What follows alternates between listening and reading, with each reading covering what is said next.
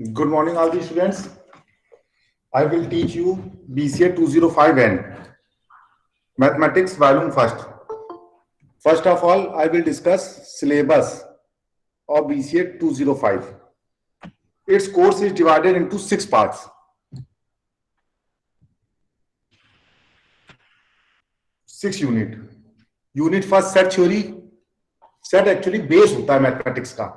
जितना भी आप अलजेब्राइक स्ट्रक्चर देखते हैं, एडिशन, मल्टीप्लिकेशन, डिवाइडेशन, ये सब जो है सेट के अकॉर्डिंगली आपका रन करता है. उसी में सेकंड पार्ट आ जाता है रिलेशन एंड फंक्शन, जो नॉर्मल मैथमेटिक्स में आप डिस्कस करते हैं. और एक कंप्यूटर लैंग्वेज आती है जो बूलियन अलजेब्रा बनाती है. ये जो आपका partial order relation and lattice में चला जाता है, जो आपकी कंप्यूटर की लैंग्वेज बनाती है. उसके बाद यूनिट 4 में आपका आ जाता है फंक्शंस ऑफ सेवरल वेरिएबल. इसमें पार्शियल डिफरेंशिएशन आ जाता है. अभी तक आपने टोटल डिफरेंशिएशन पढ़ा होगा, उसी को थोड़ा सा चेंज कर देते हैं तो पार्शियल डिफरेंशिएशन हो जाता है. पार्शियल डिफरेंशिएशन में जिसके रिस्पेक्ट में डिफरेंशिएट करते हैं वो वेरिएबल होते हैं, बाकी सारे कांस्टेंट हो जाते हैं. उसके बाद यूनिट 5 आपकी आएगी 3 डायमेंशन कोऑर्डिनेट ज्योमेट्री. एक सिंपल यूनिट है, आपने 12th में पढ़ी होगी, लेकिन आपने पढ़ी होगी वेक्टर के अकॉर्डिंग. अब आप पढ़ोगे इक्वेशन से 3 डायमेंशन कोऑर्डिनेट ज्योमेट्री में. इक्वेशन से कैसे हम 3D को सॉल्व करते हैं, भाई plane, projection, direction, cosine, straight line वगैरह के बारे में बात होगी. और ये आपका जो लास्ट यूनिट है वो मल्टीपल इंटीग्रल से रिलेटेड है, जिसमें कि आपका एप्लीकेशन ऑफ इंटीग्रेशन आएगा. डबल इंटीग्रेशन एरिया बताता है, ट्रिपल इंटीग्रेशन जो है वो आपका वॉल्यूम बताता है. उससे रिलेटेड जो है हम आपका यूनिट नंबर 6 से में बताएंगे. ठीक है. Now I am starting your syllabus unit first. From unit first, set theory. Set. Screen आपकी सेकंड विजुअल कर दे रहे हैं.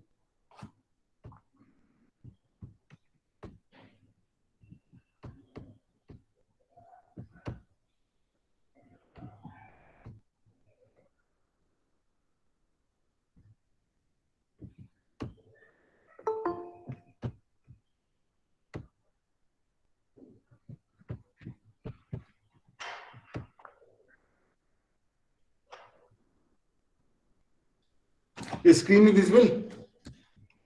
Yes, sir. Okay. Yes, sir. Set. Set means a well-defined collection or class of distinct object is called a set. ठीक है. Every object included in the set is called an element. उसके जो उस set में जो include होते हैं उनको आप एलिमेंट कहते हैं. By the well-defined collection of object, we mean that if capital A is a set and small a is any element, then either small a is an element of A. Mathematically आप कैसे denote करेंगे? ये symbol आता है आपका A belonging to small a belonging to capital A. Capital A is a well defined set और small a is an element of the given set.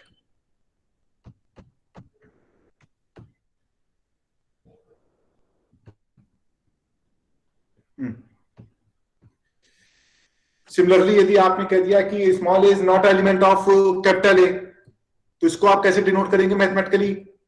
ये वो सिंबल इस टाइप से बनाते हैं. A does not belonging to capital A, small A does not belonging to capital A. कुछ examples हमने यहाँ पे आपको डिस्क्राइब किए हैं. नंबर फर्स्ट एग्जांपल जो है आपका,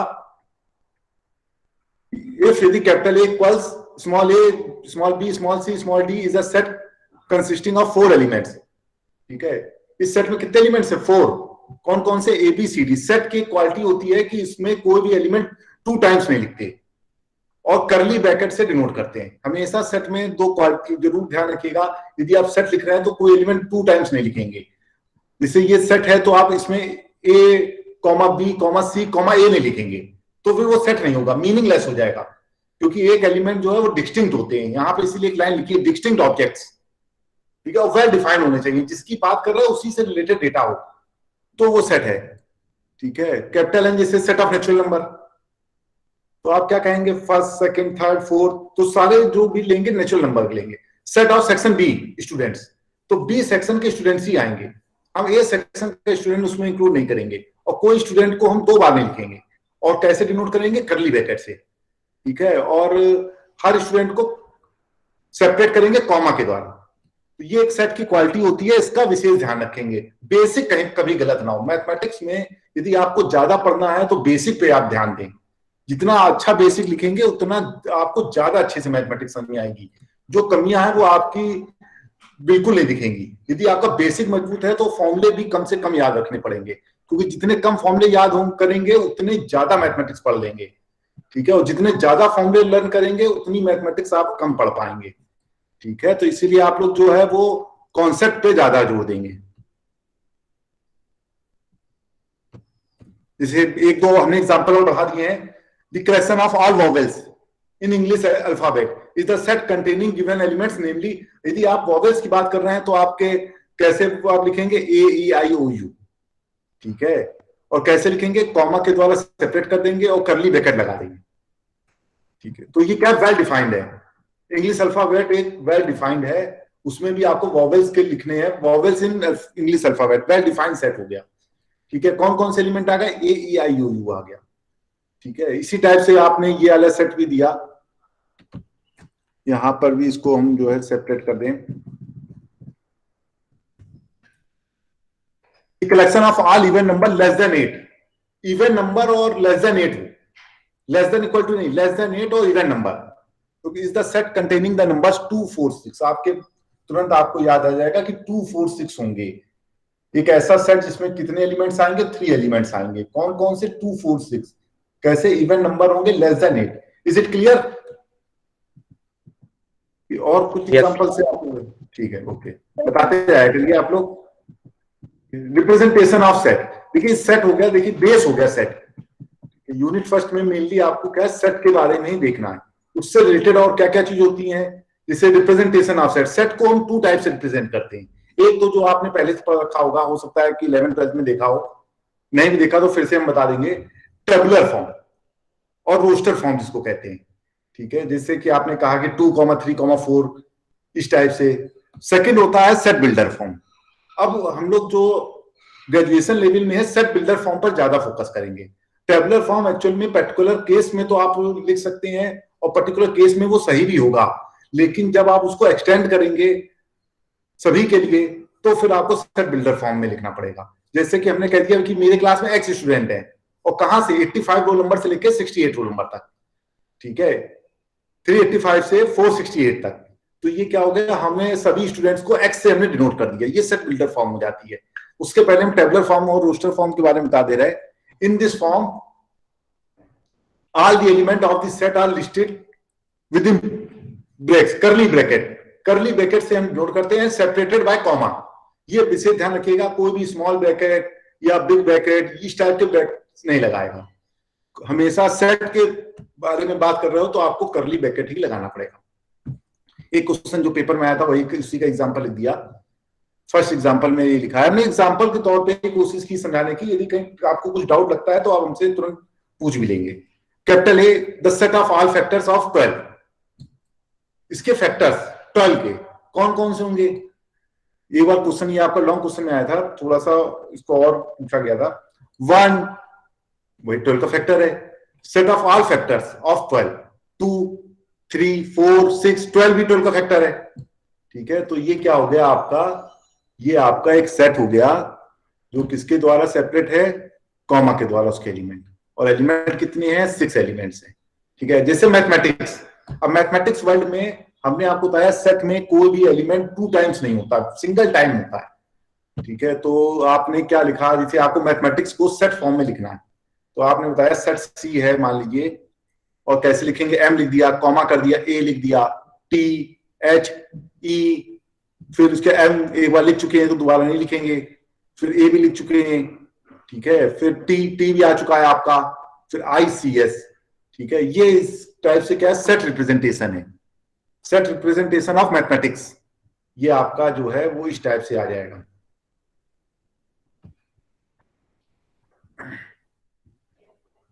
एक सेकंड में चाहिए, स्टूडेंट को ज्वाइन कराना था। ये तो आपका हो गया टेबलर और रोस्टर फॉर्म, ये आपने हो सकता पहले पढ़ा भी हो। अब न्यू फॉर्म आ जाती है सेट बिल्डर फॉर्म, मीन्स आपको कम से कम में लिखना। ठीक है, सेट बिल्डर फॉर्म कहलाता है आपका। In this form we list the property satisfied by all the elements of the set।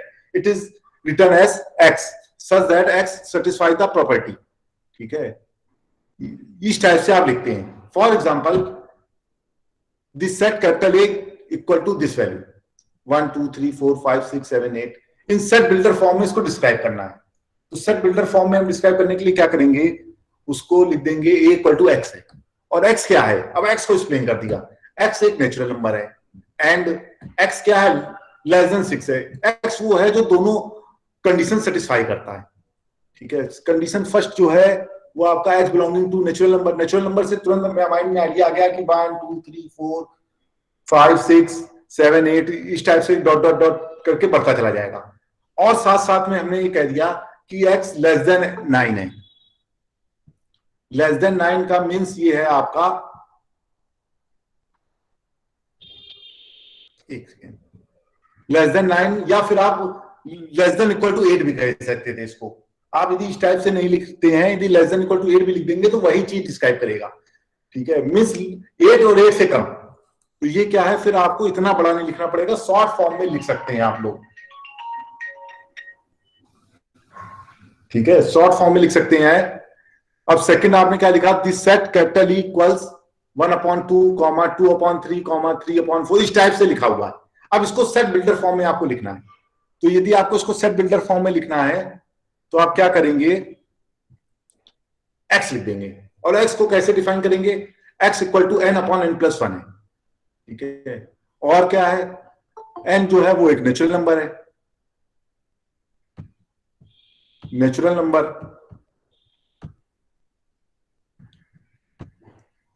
और कैसा है, 1 से 8 के बीच में वैरी करता है। इससे जो है वो पूरा जो आपने सेट को जो है एक एलिमेंट से डिफाइन कर दिया। ठीक है, इसे आपने पहला वैल्यू लिख दी 1/2 आ गया, फिर सेकंड 2/3 आ गया, लास्ट में क्या आ गया 8/9। ठीक है, ये चीज आ गई ना आपको। Is it clear, to doubt, any doubt? No problem sir. ठीक है, ओके। ये तो आपका रिप्रेजेंटेशन ऑफ सेट हो गया। टू टाइप से रिप्रेजेंट करते हैं आप लोग। सबसे पहला आपका आता है टेबुलर फॉर्म और रोस्टर फॉर्म आता है। सेकंड आपका जो है वो सेट बिल्डर फॉर्म आता है। इसके साथ साथ आपके वो कितने टाइप के सेट होते हैं। ठीक है, types of different type of sets. ठीक है, तो उसमें से कुछ टाइप होते हैं आपके, उसमें आपको डिफाइन कर देते हैं डिफरेंट टाइप ऑफ सेट्स। सबसे पहला होता है नल सेट और वाइड सेट। ठीक है, जिसमें कोई एलिमेंट ना दिखे, वो नल सेट। नेम से ही मालूम पड़ रहा है आपको। ठीक है, यदि आपको रिप्रेजेंटेशन समझ में आ गया है तो उसी के बाद आपका डिफरेंट टाइप ऑफ सेट में आप चले आए। और नल सेट मींस उसमें कोई भी एलिमेंट आपको नहीं दिख रहा है। मींस हम क्लास में गए और कोई स्टूडेंट नहीं दिखा तो हम क्या कहेंगे, 5 स्टूडेंट दिखे हमारे क्लास में। ठीक है, कोई नहीं का कोई वर्ड नहीं होता मैथमेटिक्स में, कितने दिखे 5, तो आप क्या कहेंगे, नल सेट कह देंगे। ठीक है, तो नल सेट आप कह देंगे। This set which contain no element at all is called the empty set और नल सेट और void set. This set is denoted by curly bracket और 5। इस टू टाइप से जो है वो डिनोट होता है। 5 मीन्स कोई एलिमेंट आपको नहीं दिखा है। फॉर एग्जाम्पल आप यदि ये कहना चाहते हैं क्या कि नल सेट किस टाइप का होगा, तो आपने बताया कि एक सेट ये है जो x है और x कैसा है, नेचुरल नंबर है एंड 2 से 3 के बीच में वैरी करता है। ठीक है, तो ये आपका क्या कहलाएगा, ये आपका नल सेट कहलाएगा। मीन्स कोई एलिमेंट नहीं मिलेगा आपको, कि कोई एक ऐसा नेचुरल नंबर नहीं हो सकता है जो 2 से बड़ा हो और 3 से छोटा हो। नेचुरल नंबर तो नहीं होगा, रियल नंबर भी हो सकते हैं। ठीक है, लेकिन नेचुरल नंबर नहीं होता है। तो कितने एलिमेंट मिले हमको, 5 एलिमेंट मिले। मीन्स आपको कोई एलिमेंट ही नहीं मिला। ठीक है, तो ये सेट क्या कहलाता है, आपका नल सेट कहलाता है, वाइड सेट जिसको कहते हैं आप लोग।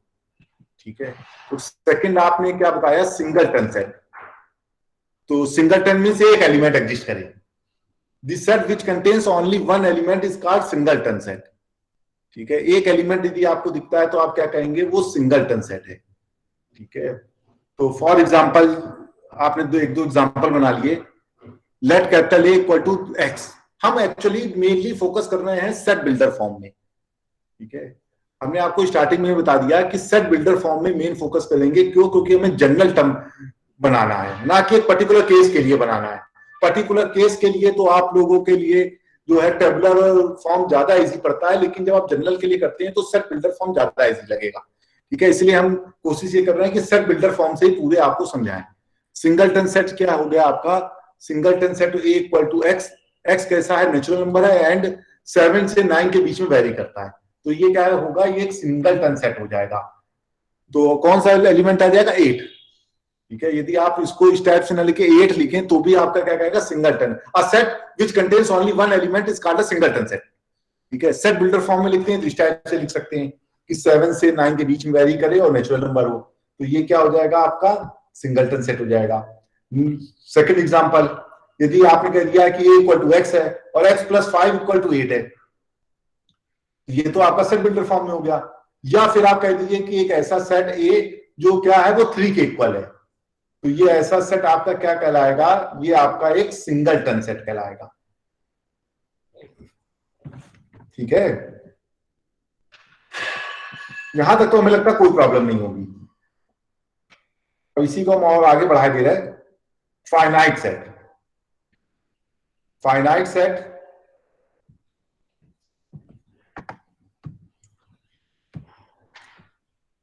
the set which contains finite number of element is called a finite set।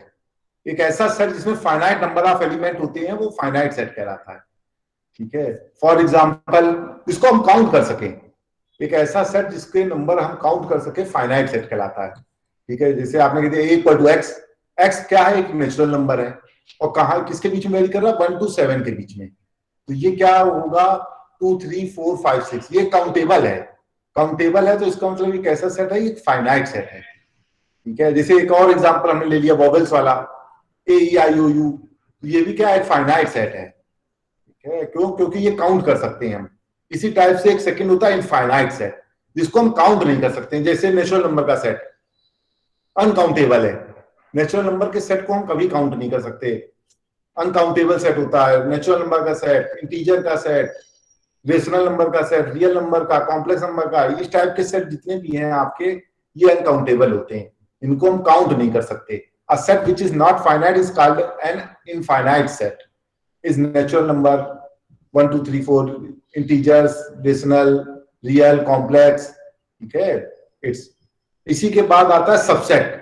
Subset is a part of set. यहां तक तो सबको क्लियर है ना, कि कोई डाउट है? No, sir. थोड़ी सी आप लोग कोशिश करते रहेंगे तो पूरा समझ में आएगा। Subset, subset means a part of set.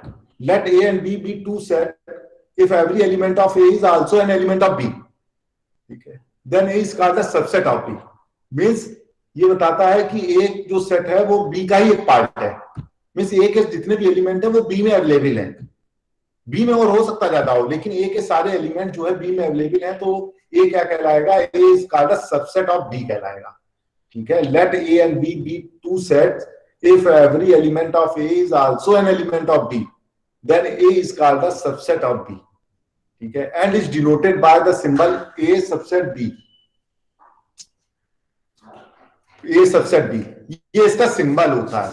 ठीक है, ए सबसेट का सिंबल जो है वो इस टाइप से आ जाता है आपका, A is a subset of B and is read as A subset B. ठीक है, A is a part of B. यदि आप इसको एक्सप्लेन करेंगे तो कैसे कहेंगे? सेट बिल्डर फॉर्म में X belonging to A implies X belonging to B. यदि A is a subset of B है तो यदि X A में है तो X B में होगा। ठीक है, यदि आपने कह दिया कि A is a subset of B, then X, यदि आपने कोई एक एलिमेंट A में लिया है तो वो X एलिमेंट B में होगा। फॉर एग्जाम्पल, यदि आप इसको एग्जाम्पल के सिंपल एग्जाम्पल के तौर में समझाना चाहते हैं तो आप ये कह सकते हैं कि यदि ए में 2 4 6 है और एक बी सेट 2 4 6 8 है, तो इसका मीन्स ये है कि A is a subset of B होगा। मैं एक एग्जाम्पल के तौर में, जो आपने हो सकता है पहले पढ़ा भी हो, उसी से हमने इसको आपको समझाने की कोशिश की है। यदि आपके दो सेट हैं, set A and set B, और आप क्या कहते हो? A is a subset of B, या आप देखना चाहते हो कि कौन किसका सबसेट है, तो आपने देखा क्या कि ए में यदि 2 4 6 है और बी में 2 4 6 8 है, then A is a subset of B कहलाएगा, since every element of A is also an element of B. ठीक है, इसका यदि आप इसको थ्योरेटिकली आप एक्सप्लेन करना चाहते हैं तो आप इसको किस टाइप से कहेंगे कि every element of a set A is also an element of B. ठीक है, that means A is a subset of B. और यदि आप इसको मैथमेटिकली एक्सप्लेन करना चाहते हैं तो आप ये कह सकते हैं कि यदि x बिलोंगिंग टू ए है implies x belonging to B है, that means A is a subset of B. या फिर आप कह सकते हैं कि A is a subset of B that implies x belonging to A implies x belonging to B. ठीक है, ये आपका यहां से आपको समझ में भी आ रहा होगा। यदि हमने मान लीजिए कोई इसका एक एलिमेंट ले लिया और ए बी का सबसेट है तो ए के सारे एलिमेंट बी में होंगे। इसी में फिर दो टाइप के आपके आ जाते हैं, प्रॉपर और इम्प्रॉपर, क्योंकि हमेशा कोई भी एक सेट बन जाए उसके दो सबसेट जरूर होते हैं, वो दोनों आपके इम्प्रॉपर सबसेट कहलाते हैं। जैसे वो खुद सबसेट होता है और एक 5, मान लीजिए कोई एक सेट आपने ले लिया जिसमें कि 2 एलिमेंट्स हैं 2 और 4, तो उसका 2 4 एक सबसेट होगा और एक 5 होगा। तो इसका मतलब ये कैसे है, ये प्रॉपर सबसेट नहीं है, ये इम्प्रॉपर सबसेट होते हैं। प्रॉपर सबसेट कैसे होते हैं, जिसमें कम से कम एक एलिमेंट जो है वो उसमें बिलोंग ना करे। ठीक है, तो ये प्रॉपर इम्प्रॉपर का बहुत यूज रहता है और बड़ा डाउट भी रहता है, इसलिए हमने यहाँ पे इसकी डेफिनेशन लिख दी है। प्रॉपर सबसेट क्या होता है, let A and B be two sets then A is called a proper subset of B. A is a subset of B, that is means एक तो बी का सबसेट है, सबसेट में तो सारे सबसेट आ गए, वो सबसेट जो 5 भी है जो आपका वो खुद भी है, लेकिन साथ साथ दोनों कंडीशन फॉलो करे। जो प्रॉपर सबसेट कौन सा होता है, जो दोनों कंडीशन फॉलो करे। There exists at least one element in B which does not belonging to A. कम से कम एक ऐसा एलिमेंट मिल जाए जो किसमें ना हो, वन एलिमेंट एक ऐसा बी में, एक ऐसा एलिमेंट मिल जाए जो ए में ना हो, तभी तो ए सबसेट ऑफ बी कहलाएगा। ये कम से कम हो। जैसे मान लीजिए बी में आपके 9 एलिमेंट हैं, तो आपके जो सेट ए होगा उसमें या तो 8 एलिमेंट का सबसेट प्रॉपर सबसेट कहलाएगा, 7 का कहलाएगा, 6 का कहलाएगा, 4 का कहलाएगा, लेकिन 9 वाला नहीं कहलाएगा। क्यों नहीं कहलाएगा, क्योंकि वो प्रॉपर नहीं है, वो इम्प्रॉपर हो गया है। ठीक है, तो इम्प्रॉपर सबसेट की भी डेफिनेशन यहां से आपकी आ जाती है। A is a called an improper subset of B if and only if A equal to B। ठीक है, A equal to B जो है वो इम्प्रॉपर सबसेट कहलाता है। Every set is an improper subset of itself। ये एक improper subset होता है, वो खुद का इम्प्रॉपर सबसेट कहलाता है। मीन्स यदि आपने कोई एक सेट ले लिया B, फॉर एग्जाम्पल उसको कह दिया आपने 2 4 6 8, तो जो आपका एक इम्प्रॉपर सबसेट है वो 2 4 6 8 होगा। ठीक है, वो क्या है, सबसेट भी है, वो वही सेट भी है, तो वो कैसा सबसेट है, वो इम्प्रॉपर सबसेट है। ठीक है, तो इसके बाद ये चीज आपकी आ जाती है प्रॉपर इम्प्रॉपर की। आप इसको देख लीजिएगा, यदि कोई डाउट आएगा तो फिर हम आपको डिस्कस करते ही रहेंगे। इसके बाद आता है order, order of an element, cardinality, cardinal number, ये मेन है आपके लिए। इससे रिलेटेड बहुत से क्वेश्चन आते हैं और आपके अलग से दिया गया हुआ है सिलेबस में। सिलेबस जरूर देखते रहिएगा आप लोग, सिलेबस के अकॉर्डिंग ही आपका पूरा चलेगा। कार्डिनल नंबर क्या होते हैं, let A be a finite set, the number of distinct element in the set A is called a order, और कार्डिनल नंबर और cardinality of A means number of element. Set में जितने भी number of element है, set में actual में seat का कुछ नहीं होता है। एक चीज हमने नहीं बताई आपको, ध्यान नहीं रहा उस समय, कि सीट का कुछ नहीं होता। 1 2 3 में भी वही सेम सेट है और 2 4 2 3 1 भी वही सेम सेट है। ठीक है, मींस एक क्लास है जिसमें कोई भी कहीं बैठ जाए, आप उसी क्लास के मेंबर कहलाओगे। आपकी क्लास में आपको एंटर कर गए तो सेक्शन बी में आप डिफाइन हो, तो आप कहीं भी कोई भी सीट में बैठ जाए, आप सेक्शन बी के ही स्टूडेंट कहलाएंगे। मींस ए 1 2 5 6 इक्वल टू हो जाएगा ए 5 7 1 2। ठीक है, क्यों, क्योंकि सेट में कभी भी आगे पीछे का कोई भी ऑर्डर का इसमें कोई भी इफेक्ट नहीं पड़ता है। ऑर्डर कहीं पे भी कोई बैठ जाए लेकिन उसका कोई इफेक्ट नहीं पड़ेगा और कोई नंबर रिपीट नहीं होगा। तो कार्डिनलिटी क्या होती है, उसमें नंबर ऑफ एलिमेंट को कार्डिनलिटी कहते हैं आप लोग। Let A be a finite set, the number of distinct element in the set A is called the order. ठीक है, और कार्डिनल नंबर और cardinality of A and is denoted by O A और एनए। ये मेनली आप लोग ये इसका यूज करते हैं, एनए का। और बाई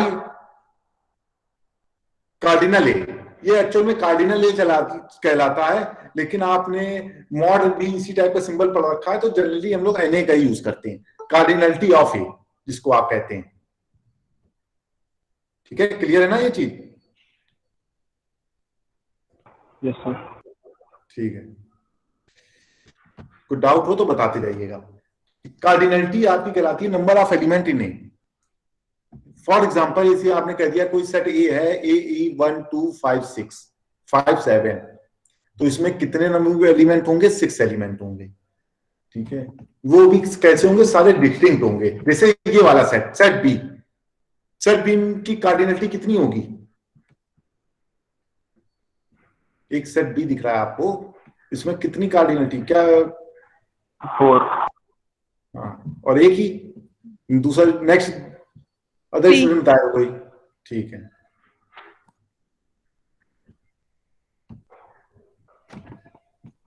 ठीक है, फिर इसका मतलब ये है, इसका मीन्स यदि आप कहते हो कार्डिनलिटी यदि n है, then the set A has n distinct elements. यहां डिस्टिंक्ट विषय ध्यान रखिएगा, कोई भी यदि आप सेट एक्सप्लेन करते हो तो डिस्टिंक्ट रहते हैं नंबर कभी भी उसके जो है वो रिपीट नहीं करते हैं। यदि आपने कह दिया कि कोई सेट में n एलिमेंट है तो n एलिमेंट कैसे होंगे? डिस्टिंक्ट होंगे, कोई भी नंबर जो है वो रिपीट नहीं होगा। अब इसके बाद आता है आपका इक्वल सेट। इक्वल सेट भी एक इंपॉर्टेंट पार्ट है। इसमें आप क्या कहते हैं? Two sets A and B are called equal. Equal कहलाएंगे if every element of A is also an element of B. ठीक है, एक जो है वो बी का पार्ट हो, मीन्स यदि ए टू नंबर्स आपके टू सेट इक्वल होंगे, किस कंडीशन में इक्वल होंगे? जब A is a subset of B हो, B is a subset of A हो, that means A equal to B हो जाएगा। ये इस पर एक क्वेश्चन जरूर आता है आपका, आगे हम बताएंगे आपको। लेकिन इसमें मेन आप समझिए, यदि हमको दिखाना है कि दो number set equal, that means हम उसको कैसे दिखाएंगे? हम उसको दिखाने के लिए A is a subset of B and B is a subset of A दिखा देंगे, that means A equal to B हो जाएगा। ठीक है, यहां पे एक विशेष ध्यान रखिएगा कि प्रॉपर इम्प्रॉपर बात नहीं आती है। हमें एक ही कंडीशन से दो सेट को इक्वल दिखा सकते हैं। यहां पर नंबर इक्वल नहीं करा के दिखाएंगे, हम ये कह देंगे कि ए ये सबसेट ऑफ बी है, एंड अगेन हम फिर कह देंगे बी ये subset of A, that means A equal to B है। क्योंकि यहां पर जो भी हम बात करेंगे वो सेट बिल्डर फॉर्म में बात करेंगे, तो हमें यहाँ पे पर्टिकुलर नंबर नहीं दिखाना है कि ए सेट में 5 एलिमेंट्स हैं, सेट बी में 5 एलिमेंट्स हैं और वो दोनों सेट इक्वल है। हम यहाँ जनरल केस के लिए दिखाएंगे, और जनरल केस के दिखाने के लिए हमको ये करना पड़ेगा कि A is subset of B दिखा दें, और यदि हम B is subset of A दिखा दें तो इसका मतलब हम ये कह देंगे कि ए इक्वल टू बी होगा। ठीक है, यदि हम इसको नहीं दिखा पाते हैं तो हम ए इक्वल टू बी नहीं कह सकते हैं। इसके लिए हमने सिंपल एग्जांपल के तौर में हम आपको यहाँ समझा रहे हैं, लेकिन मेनली तो हम इसका ही यूज करेंगे। ये हम इसलिए बता रहे हैं क्योंकि यहाँ पे जो है उसकी पोजीशन डिस्टिंक्ट हो सकती है। ठीक है, पोजीशन इधर उधर हो सकती है, ऑर्डर चेंज हो सकती है, तो भी सेट आपका इक्वल कहलाता है। The elements of a set may be listed in any order, दस 1 2 3 इज इक्वल टू द 2 1 3। ये दोनों सेट इक्वल है। क्यों इक्वल है? क्योंकि यहां पर जो है उनका नंबर भी इक्वल है, कार्डिनलिटी भी इक्वल है। ठीक है, कार्डिनलिटी इक्वल है, लेकिन साथ साथ आपका जो है एलिमेंट भी इक्वल है। बस क्या है, पोजीशन अलग अलग है, ऑर्डर अलग अलग है, अलग अलग सीट पर वो बैठे हुए हैं। लेकिन और सेट थ्योरी में यहाँ पे इसका कोई इफेक्ट नहीं पड़ता है, इसलिए ये दोनों सेट आपके क्या कहलाएंगे? इक्वल सेट कहलाएंगे। ठीक है, both the set are equal and equal to the 3 to 1। It's means आप मान लीजिए 3 1 2 कहते हैं, वो भी क्या होगा? 1 2 3 के इक्वल होगा। ये दोनों सेट इक्वल होंगे, क्यों? क्योंकि ये दोनों के नंबर ऑफ एलिमेंट्स इक्वल हैं और एलिमेंट भी इक्वल हैं। बस क्या है कि दोनों की सीट्स अलग अलग है। ठीक है, ये क्लियर हो गया ना आपको? इसमें कोई डाउट हो तो आप डिस्कस कर सकते हैं। No sir. ठीक है, पावर सेट। इस अब आपका मेन पॉइंट पर आ रहा है power set. Power set that means set of all subset. Let A be a set, the set of all subset of A is called the power set of A. It is denoted by the symbol power set of A. ठीक है, ये इसका power set कहलाता है। Power set means set of all subset. Means आपने कह दिया कि ये कोई सेट ए है तो उसमें कितने सबसेट बनेंगे? 2 की पावर n होते हैं। ठीक है, यदि आप नंबर पे जाते हैं तो 2 की पावर n सबसेट बनते हैं, लेकिन कौन कौन से सबसेट बनेंगे वो उसके पावर सेट कहलाते हैं। Set of all subset is called the power set. तो किस टाइप से डिनोट करते हैं? पावर ऑफ ए से डिनोट करते हैं। यदि ए में यदि आपके ए कॉमा बी कॉमा सी है तो पावर ऑफ ए में क्या हो जाएगा 2 की पावर n मींस 8 सबसेट हो जाएंगे। ये देखिए सब अलग अलग भी आपके क्या एक सेट है क्योंकि कर्ली ब्रैकेट से डिनोट किए गए हैं। ये किस टाइप का सेट है पूरा, ये पूरा पावर सेट है। इसका फर्स्ट सबसेट है five A small B C A B A comma C B comma C A comma B comma C. ये क्या है सेट ऑफ ऑल सबसेट्स हैं, ठीक है। पावर सेट जिसको आप कहते हैं, पावर सेट में क्या आ जाता है जितने भी आपके सबसेट हो सकते हैं वो सारे आ जाते हैं।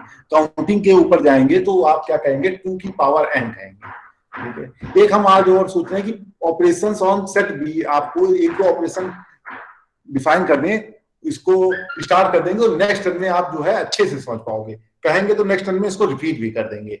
ऑपरेशन ऑन सेट, यदि आपको यहां तक की सब कुछ समझ में आ गया हो तो फिर हम आपका जो है आज ऑपरेशन ऑन सेट भी स्टार्ट करते हैं, ठीक है। यहां तक तो सब क्लियर है ना? Yes sir. Yes, sir. किसी को डाउट है तो वो डिस्कस कर सकता है, नहीं तो हम ऑपरेशन ऑन सेट भी आज थोड़ा सा स्टार्ट कर दें सोच रहे हैं।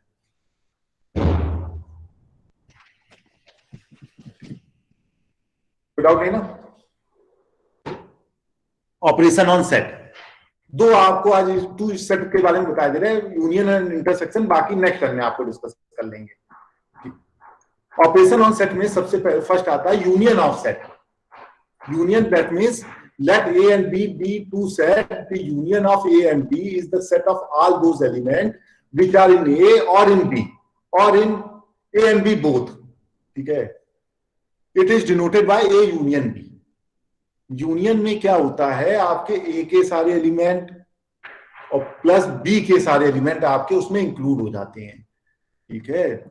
आप इसको किस टाइप से, जैसे फॉर एग्जांपल आपने ये कहा कि यदि सेट A है उसमें 2 4 6 आ रहा है और सेट बी में 4 6 8 आ रहा है, तो ए यूनियन बी में क्या आ जाएगा ए और बी, ठीक है। एलिमेंट इन ए और B means 2 4 6 8।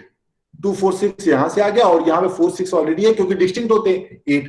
Means the union of A and B is the set of all those element which are in A और इन बी और in A and B both. जो A and B के common है वो भी इसी में आपके आ जाएंगे यूनियन वाले में। It is denoted by A union B and is read as A union B. Main आपको क्या सीखना है कि A union B that means यदि आप एक्स एलिमेंट कह रहे हो सेट बिल्डर फॉर्म में, आपने कह दिया कि ए यूनियन बी में एक्स एलिमेंट है, दैट मींस स्मॉल एक्स ए में है या और स्मॉल एक्स जो है बी में होगा।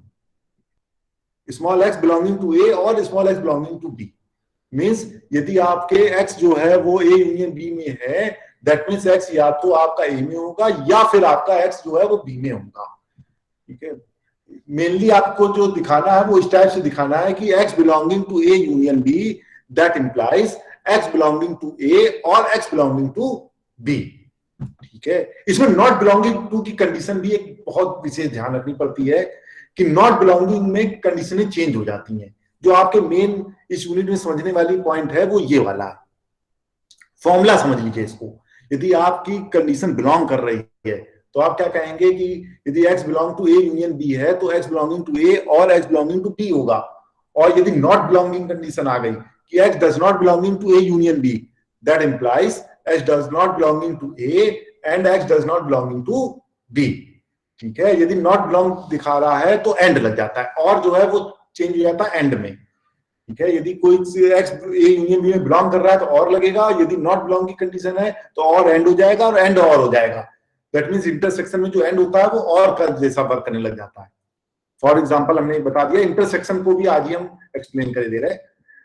Intersection of two set, let A and B be two set, the intersection of A and B is the set of all those element which are common to A and B both, ठीक है। जो common element है ए और B के वो आपके क्या कहलाते हैं, इंटरसेक्शन के एलिमेंट कहलाते हैं। It is denoted by A intersection B and is read as A intersection B, ठीक है। A intersection B equal to small x, that means x belonging to A and x belonging to B. यदि आप इसको set builder form से दिखाते हैं तो x belonging to A intersection B, that implies x belonging to A and x belonging to B. Not belong करेंगे तो कंडीशनें convert हो जाएंगी। ये बात आप लर्न रखिएगा कि यदि नॉट बिलोंग होता है तो कंडीशनें जो है वो कन्वर्ट हो जाती है, एंड और हो जाता है और एंड हो जाता है। X does not belonging to A intersection B, that implies X does not belonging to A और X does not belonging to B. अब एग्जांपल के तौर पर यदि आपने कह दिया कि set A equal to 246 and set B equal to 468, that means A intersection B में कौन कौन से एलिमेंट आ जाएंगे आपके 4, 6। यहां पर किसी को डाउट हो तो आप अभी हमसे डिस्कस कर सकते हैं, नहीं तो यहीं पर आपकी क्लास जो है आज ओवर कर देंगे और अटेंडेंस मार्क कर देंगे। किसी को कोई डाउट हो यहां पर? Any doubt? Is it clear? Yes, sir. Yes, sir. ठीक है, तो फिर आज आपकी क्लास यहीं पर हम जो है